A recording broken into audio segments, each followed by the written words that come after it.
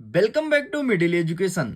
लीजिए स्टूडेंट, आपके सामने अर्धवार्षिक परीक्षा वर्ष 2024-25 कक्षा 9वीं के विषय हिंदी के लिए नए पैटर्न पर अभ्यास प्रश्न लेकर के आ चुका हूं। जी हां, आपने सही सुना। आपको पता है एमपी बोर्ड वर्ष 2024 में अपना पैटर्न बदला है और उसने स्पष्ट रूप से कहा है कि अब नए पैटर्न के आधार पर नया प्रश्न पूछेंगे आपके अर्धवार्षिक परीक्षा में और वार्षिक परीक्षा में। आपने पुराने पैटर्न को बहुत पढ़ा है। जितने भी तुम्हारे पास पुराने पेपर होंगे ना, वो सब के सब पेपर नए पुराने पैटर्न के आधार पर हैं। एंड इस बार नए पैटर्न के आधार पर क्वेश्चंस देखने को मिलेगा। तो हम आपके सामने अभ्यास प्रश्न का सेट नंबर 2 लेकर के आ चुके हैं। ऑलरेडी सेट नंबर 1 अपलोड है जो कि पुराने पैटर्न के आधार पर है। अब भाई साहब, नए पैटर्न के आधार पर सारे क्वेश्चंस को अच्छे से देख लो। कुछ नए नए क्वेश्चन है, कुछ क्वेश्चन ऐसे है ना जिसको ना तो तुम्हारे परीक्षा अध्ययन में मिलेगा, ना तो परीक्षा बोर्ड में, ना तो स्कूल के शिक्षक द्वारा पढ़ाया गया होगा। तो इन सारे क्वेश्चंस को हम कवर करने वाले हैं। तो चलिए फटाफट रेडी हो जाइए, मेरे साथ जुड़ जाइए और सारे क्वेश्चंस को बढ़िया इत्मीनान से पढ़ते हैं। तो देखो, पार्ट नंबर फर्स्ट में अपलोड किया हूं जिसमें हम ये सारे क्वेश्चंस को कवर कर दिए हैं, यहां पर जितने भी दिए गए हैं। ठीक है, इसके बाद हमने पार्ट नंबर फर्स्ट में ही और कुछ क्वेश्चंस कवर किए हैं जो कि ये रहा है आपके सामने। इन सारे क्वेश्चंस को मैं कवर अच्छे से कर दिया हूं, आसान भाषा में समझाया हूं कि नए पैटर्न के आधार पर क्वेश्चंस को कैसे सॉल्व करना है। तो ये मैं करता हूं साइड। अब देखो, हमने प्रश्न क्रमांक 12 को भी बताया एंड अभी कवर करेंगे प्रश्न क्रमांक 13 से, और जो नए पैटर्न के क्वेश्चन उसमें टिक भी कराएंगे, बताएंगे कि बेटा ये है नए पैटर्न के क्वेश्चन, इस प्रकार से क्वेश्चंस देखने को मिलेगा। तो देखो, हमारा 13वां नंबर कह रहा है कि रस के कितने प्रकार होते हैं, इसके अस्थायी भाव लिखो। तो रस के प्रकार पूछा है। ठीक है, अब देखो, दो प्रकार का प्रश्न बनता है, एक रस के कितने भेद हैं और दूसरा कहता है रस के कितने प्रकार हैं।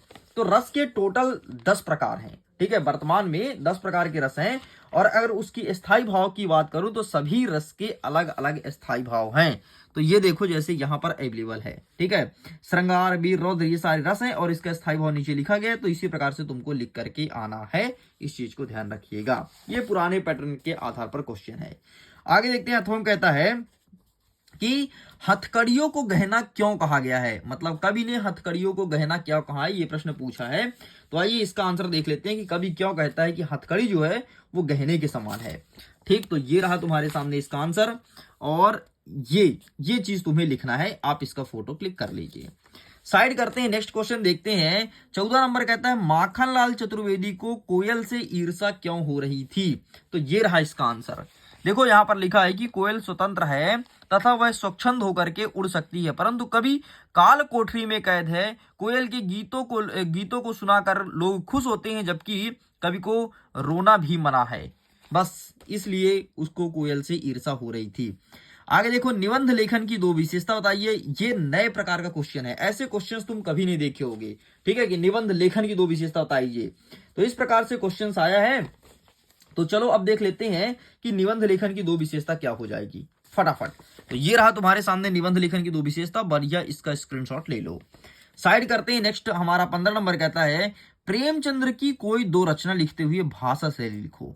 ठीक है, प्रेमचंद्र की दो रचना लिखना है और भाषा शैली। तो इसके लिए मैं आपको पीडीएफ दूंगा, लिंक डिस्क्रिप्शन बॉक्स में है, जाओ जाकर के ये पीडीएफ को डाउनलोड कर लो।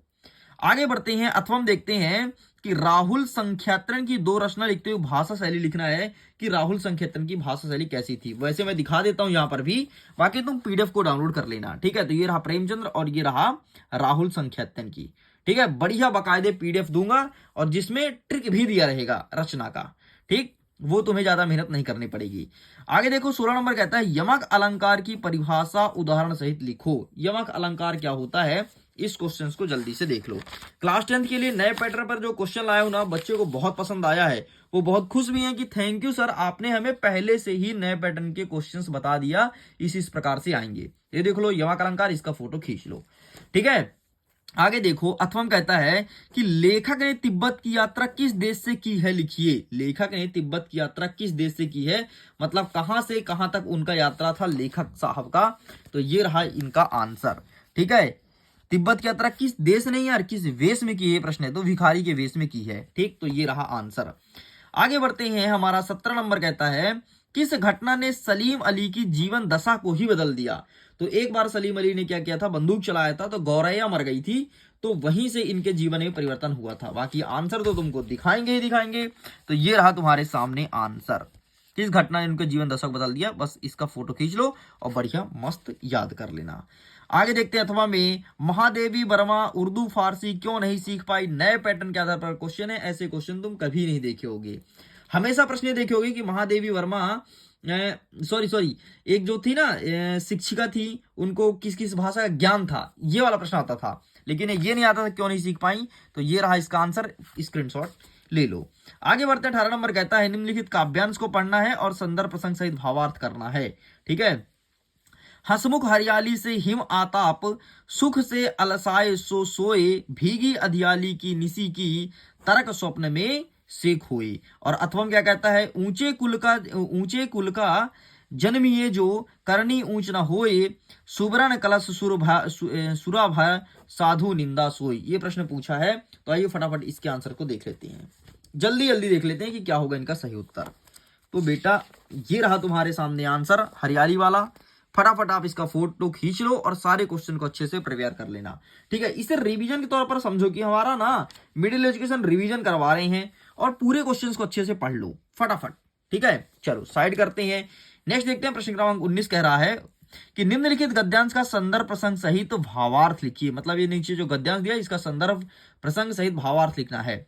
हम संस्कृति अस्मिता की बात कितने ही करें, परंपराओं का अवमूल्यन हुआ है, आस्थाओं का क्षरण हुआ है, कड़वा सच तो यह है कि हम बौद्धिकता दास्ता स्वीकार रहे हैं, पश्चिम के संस्कृति उपनिवेश कर रहे हैं, हमारी नई संस्कृति अनुकरण की संस्कृति है, हम आधुनिकता के झूठे प्रतिमान अपनाते जा रहे हैं। ठीक है, एंड अथवा में दूसरा दिया गया है, तो हम तुमको एक एक करके दिखाते हैं कि क्या होगा इनका सही आंसर।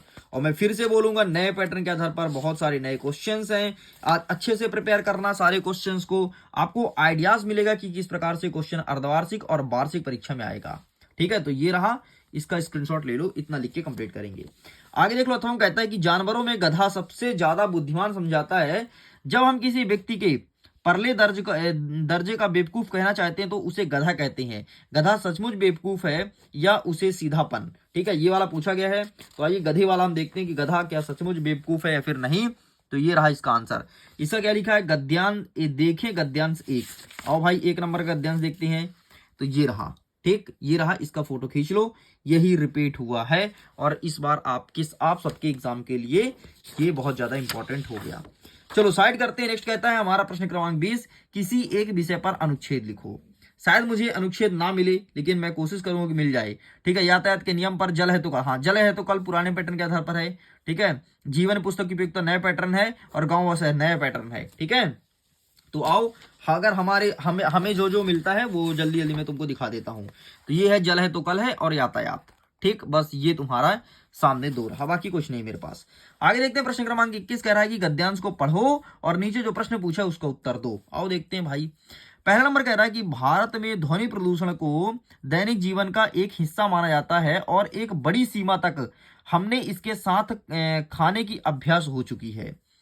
इसलिए भारत में ध्वनि प्रदूषण के विरुद्ध सामाजिक चेतना का अभाव है। 40 डेसिबल से अधिक ध्वनि को शोर माना जाता है। ठीक है, ध्यान रखना, 40 डेसिबल से अधिक ध्वनि को, जबकि दिल्ली और कोलकाता जैसे महानगर में ध्वनि का स्तर 90 डेसिबल से भी अधिक है। उल्लेख नहीं है कि मुंबई विश्व का तीसरा सबसे अधिक शोरगुल वाला शहर है। अतः भारत में ध्वनि प्रदूषण के विरुद्ध व्यापार तथा प्रभावी कानून की महती आवश्यकता है। प्रश्न देखो, पहला नंबर कहता है ध्वनि प्रदूषण क्या है, तो ध्यान रखना 40 डेसिबल से अधिक शोर को ध्वनि माना जाता है। ये होगा तुम्हारे पहले का उत्तर। आगे देखते हैं, गद्यांश का सारांश क्या है, मतलब इसका अर्थ लिखना है अपनी भाषा में, तो जो तुमको पढ़ने के बाद समझ आए वही उसका सारांश है। और गद्यांश का शीर्षक क्या है, तो शीर्षक है ध्वनि प्रदूषण। भाई ये तुम्हारा शीर्षक है, बस ये तुमको लिखना है। आगे बढ़ते हैं, अथवा कहता है कि 2 जल बाद नाव में, घर में बढ़े दाम, दोनों हाथ उलझिए यही साइनो काम। ठीक है, तो प्रश्न कहता है कि नाव में पानी बढ़ने का क्या करना चाहिए। ठीक है, तो उलझना चाहिए, उलझना चाहिए, उलझना मतलब बाहर करना चाहिए, तो उलझना चाहिए।